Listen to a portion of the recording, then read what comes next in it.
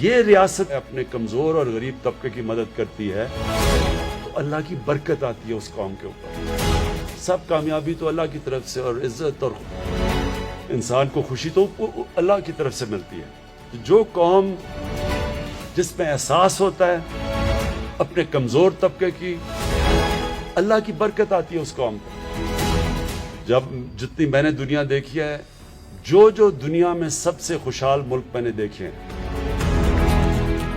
Scandinavia ایک علاقہ ہے جو سارا ناروے، سویڈن اور ڈنمارک، جتنے بھی دنیا کے خوشحال علاقے ہیں ان سارے علاقوں کے اندر ایک چیز سب سے زیادہ نمایاں ہے، وہ اپنے لوگوں کی بنیادی ضروریات پوری کرتے ہیں. انہوں نے سب سے زیادہ زور لگایا اپنے ملک میں غربت کم کرنے کے لیے، اس لیے وہ خوشحال ہے.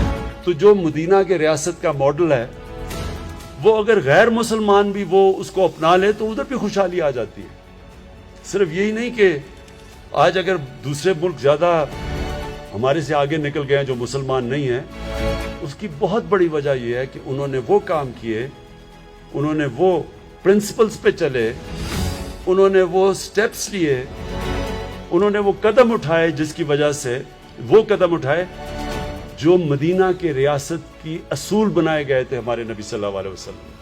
تو جو قوم ان اصولوں پہ چلے گی وہ اوپر آ جائے گی.